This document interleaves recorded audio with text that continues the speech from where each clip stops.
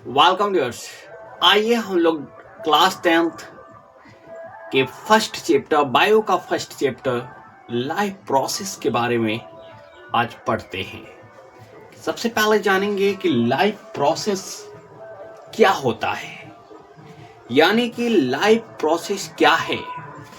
तो the various basic function performed by living organism to maintain their life on this earth, यानी इस पृथ्वी पर life को perform करने के लिए, लाइफ को एग्जिस्ट करने के लिए जो भी बेसिक फंक्शन है, यानी इस पृथ्वी पर लाइफ को सरवाइव करने के लिए जो भी बेसिक फंक्शन जरूरी है, नेसेसरी है, that is known as life process. यानी कि आप बिना मोबाइल चलाए भी इस पृथ्वी पर जिंदा रह सकते हैं, यानी कि मोबाइल चलाना वह एक लाइफ प्रोसेस नहीं है। लेकिन बिना सांस लिए, बिना ब्रीथिंग किए, गैस एक्सचेंज किए आप सरवाइव नहीं कर सकते हैं। यानी कि ब्रीथिंग जो है, एक्सचेंज ऑफ गैसेस जो है, वह एक लाइफ प्रोसेस है। यानी कि जिसके बिना पृथ्वी पर लाइफ एग्जिस्ट नहीं कर सकता है, that is known as life process. यानी वो सारे बेसिक फंक्शन जो इस पृथ्वी पर रहने के लिए, लाइफ को एग्जिस्ट करने के लिए जरूरी है, that is known as life processes. ठीक है, जो बेसिक लाइफ प्रोसेस हैं, the basic life processes common to all living organism, यानी सभी लिविंग ऑर्गेनिज्म के लिए जो बेसिक फंक्शन है इस अर्थ पर सरवाइव करने के लिए, वो है आपका nutrition, respiration, transportation and excretion. This is the basic function to survive on this earth. अब आइए हम लोग एक एक करके जानते हैं। सबसे पहले जानेंगे न्यूट्रिशन क्या होता है। इसके बारे में सबसे पहले डिटेल से पढ़ेंगे, उसके बाद एक एक करके हम लोग सभी टॉपिक को पढ़ेंगे। अब आइए सबसे पहले हम लोग समझते हैं कि न्यूट्रिशन क्या होता है।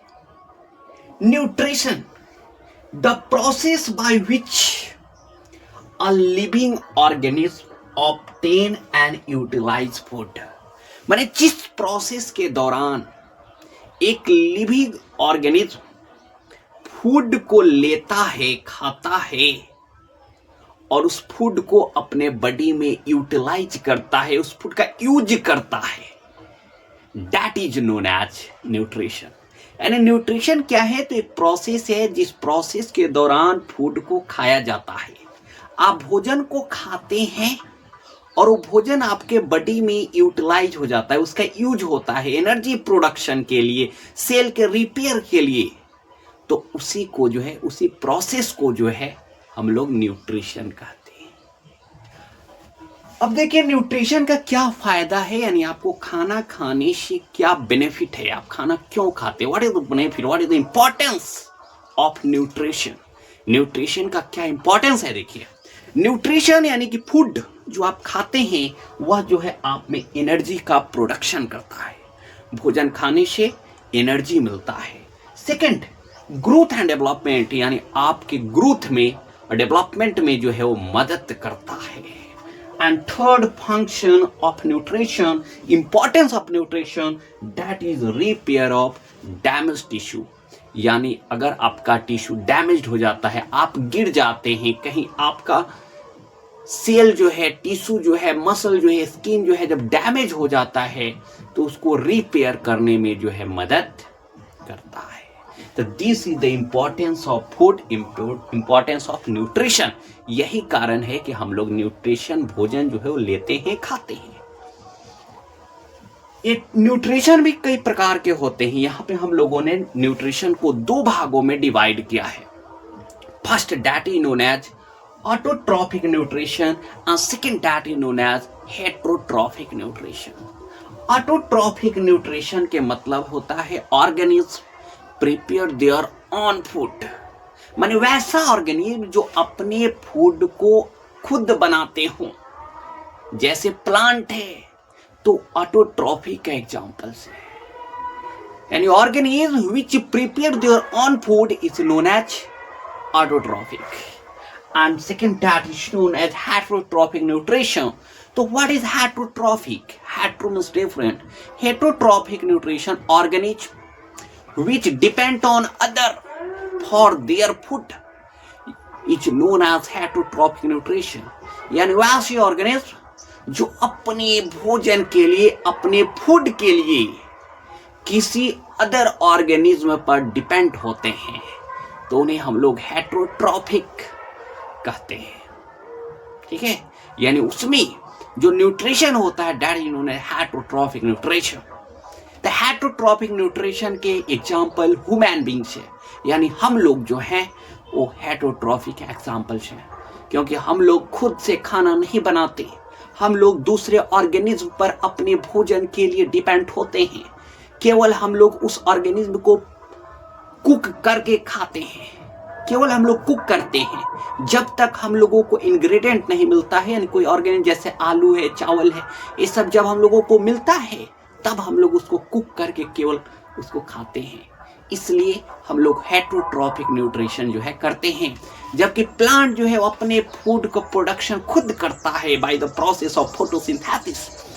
Due to that reason that is known as autotrophic nutrition. अब इसका भी टाइप होता है, एक एक करके हम लोग इसके बारे में जानते हैं।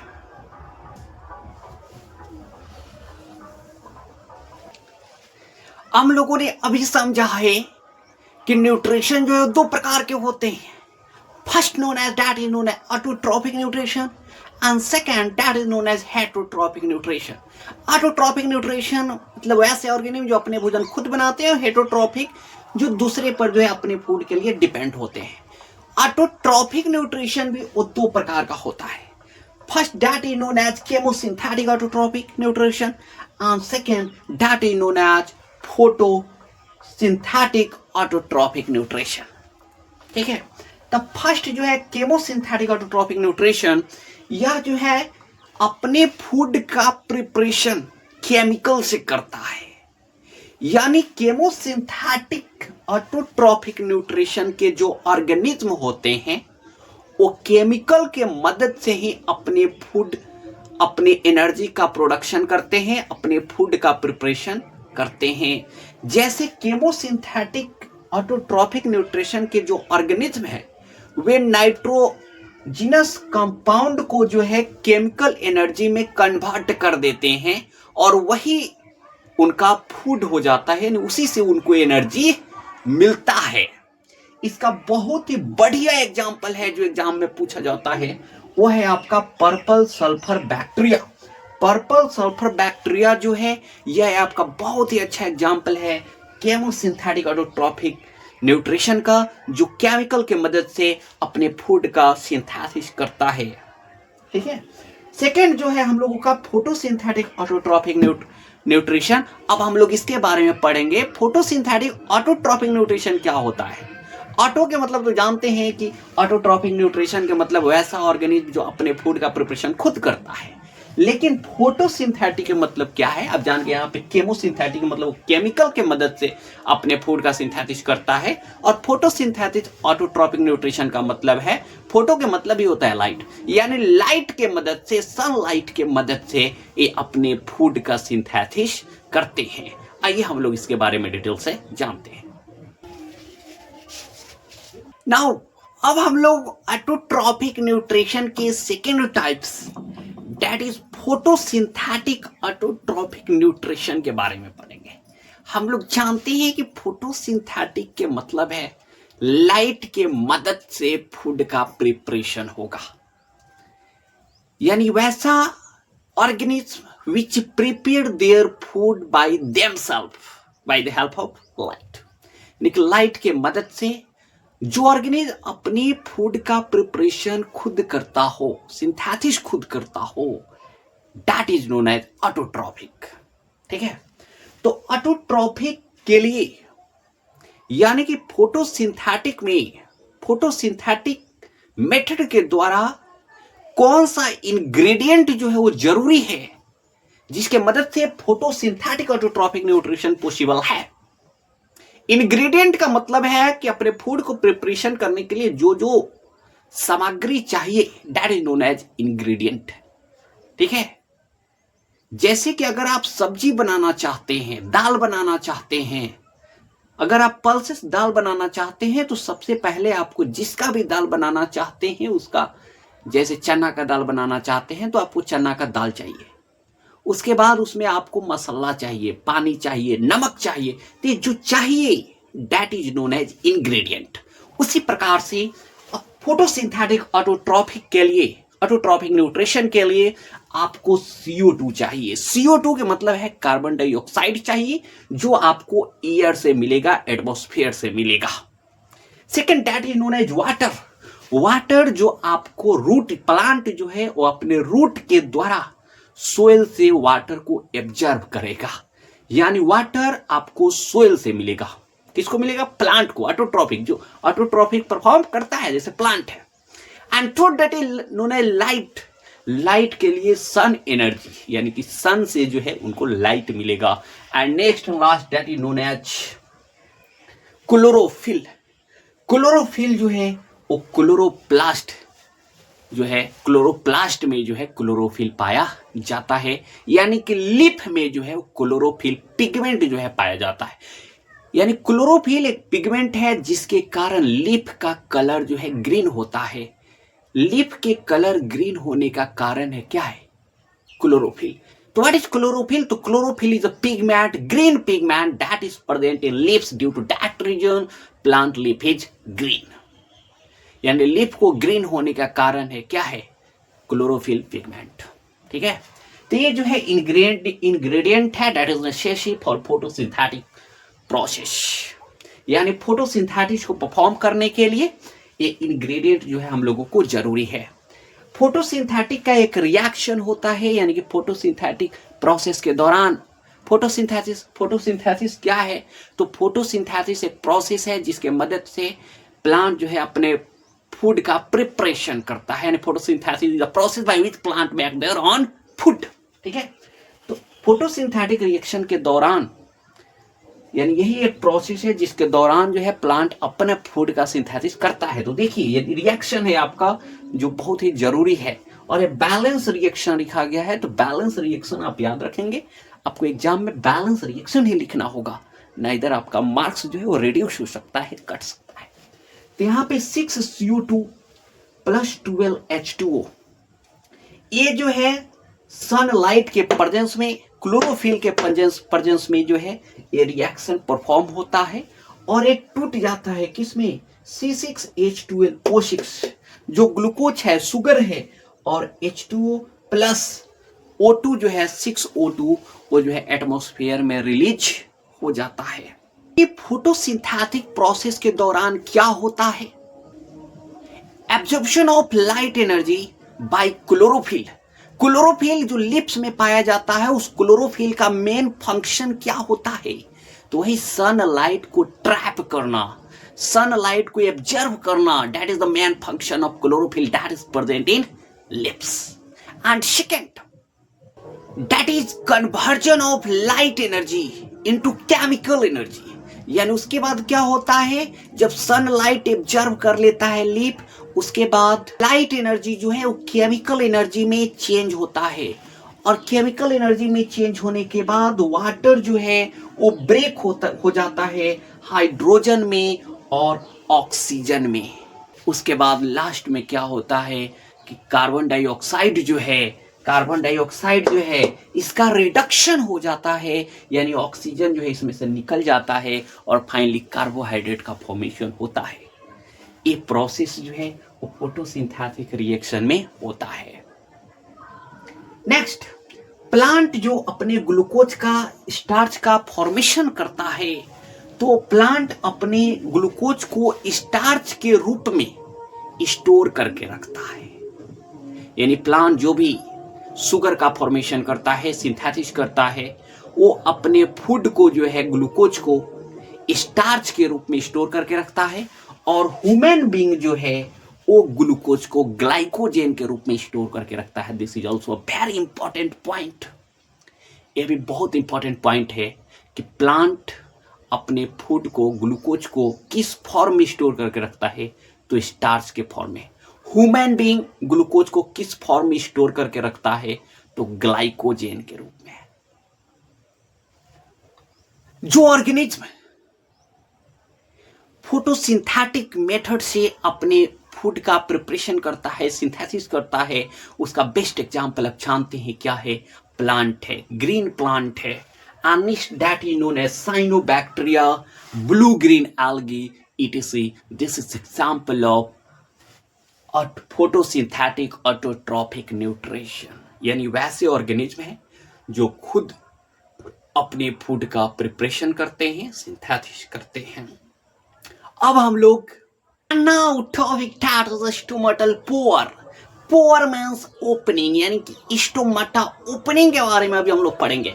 स्टोमाटा ओपनिंग, आप जानते हैं कि स्टोमाटा पोअर यानी कि स्टोमाटा जो है, जो एक ओपनिंग है जो लिप पर पाया जाता है। कहाँ पाया जाता है? लिप पर। स्टोमाटा जो opening that is present on the lip surface. Stomata एक ओपनिंग है जो लिप सरफेस पर पाया जाता है। स्टोमाटा का जो मेन फंक्शन है that is transpiration and exchange of gases during photosynthesis and respiration. Transpiration क्या है? तो transpiration is a loss of excess of water in plants. यानी प्लांट में या लिप में अगर ज्यादा वाटर है तो उस वाटर को लॉस करने के प्रोसेस को ही ट्रांसपिरेशन कहा जाता है।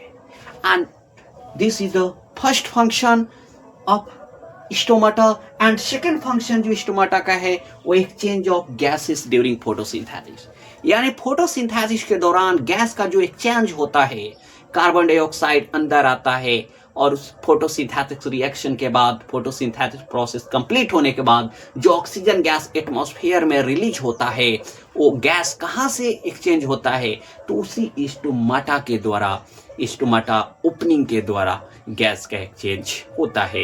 यानी कि रेस्पिरेशन के दौरान और फोटोसिंथेसिस के दौरान गैस का एक्सचेंज जो है वो इसी स्टोमाटा प्रोसेस के दौरान होता है।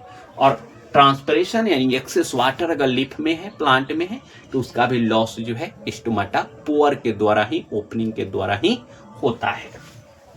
अब देखिए कि स्टोमाटा जो है कब ओपन होता है, कब क्लोज होता है, यानी कि opening and closing of stomata. तो opening and closing of stomata को आप समझिए। सबसे पहले स्टोमाटा का ओपनिंग और क्लोजिंग को डिसाइड करने वाला है गार्ड सेल। वो जो ओपनिंग है, पोअर है, उसके अराउंड में गार्ड सेल पाया जाता है, वन पेयर, और वही guard cell regulate opening and closing of stomata. Guard cell ही स्टोमाटा के ओपनिंग को रेगुलेट करता है कि कब गार्ड सेल, कब स्टोमाटा जो है ओपन होगा और कब जो है क्लोज होगा, इसको रेगुलेट करता है इस गार्ड सेल। ठीक है, अब समझिए कि कब ओपन होता है, कब क्लोज होता है। यानी जब गार्ड सेल के अंदर वाटर इंटर करता है और गार्ड सेल स्वेल कर जाता है, तब स्टोमाटा जो है ओपन हो जाता है।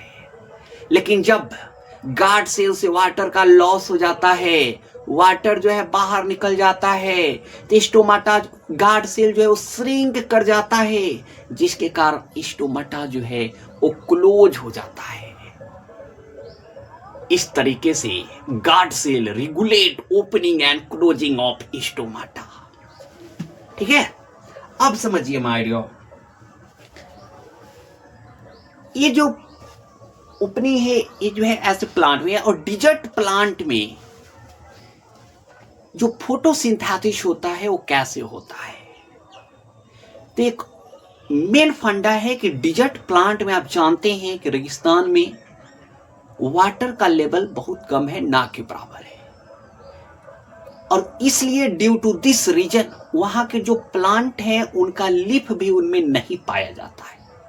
अगर पाया भी जाता है तो स्पाइन के जैसा पाया जाता है, कांटा के जैसा, कांटा जैसा पतला, कांटा इतना पतला जो है उनमें लीफ पाया जाता है। अलिफ के अब्सेंस होने के कारण यानी नहीं पाया जाता, अगर पाया भी जाता है तो कांटा के जैसा। इसलिए फोटोसिंथेसिस का प्रोसेस जो उनमें होता है वो उनके स्टेम में होता है, तना में होता है, उनके ट्रंक में होता है। ट्रंक में, स्टेम में फोटोसिंथेसिस का प्रोसेस परफॉर्म होता है। और सुनिए, दिन के दौरान during day photosynthesis desert plant में नहीं होता है, क्योंकि दिन के समय स्टोमाटा क्लोज होता है। क्यों होता है?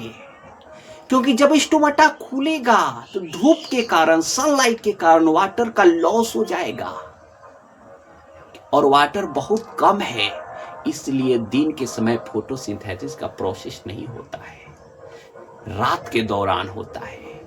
तो रात में सनलाइट कहां से आता है? तो और सुनिए, ड्यूरिंग डे दिन के दौरान प्लांट जो है, डिजर्ट प्लांट, वो सनलाइट को स्टोर कर लेता है। उसका लिप्स जो है स्पाइन के जैसा, उस सनलाइट को स्टोर कर लेता है। और रात के समय जब सनलाइट एब्सेंट होता है, उस समय अपने फोटोसिंथेसिस प्रोसेस को परफॉर्म करता है और फूड का सिंथेसिस करता है। इस प्रकार से हम लोग कंप्लीटली ऑटोट्रॉपिक न्यूट्रिशन के बारे में पढ़ चुके हैं। जैसे अभी हम लोगों ने जाना था कि न्यूट्रिशन दो प्रकार का होता है, ऑटोट्रॉपिक न्यूट्रिशन और हेटरोट्रॉपिक न्यूट्रिशन। ऑटोट्रॉपिक में दो प्रकार एक पढ़े हम लोग, photosynthesis autotrophic nutrition and second that is chemosynthetic autotrophic nutrition. तो हम लोग टोटली ऑटोट्रॉपिक न्यूट्रिशन के बारे में आज के लेक्चर में पढ़ चुके हैं। अब सेकंड जो टॉपिक है न्यूट्रिशन का, that is known as heterotrophic nutrition, उसके बारे में अब हम लोग नेक्स्ट क्लासेस में पढ़ेंगे। आशा करते हैं कि आज का लेक्चर आपको बस समझ में आया होगा। वीडियो को लाइक कीजिए, चैनल को सब्सक्राइब कीजिए। धन्यवाद।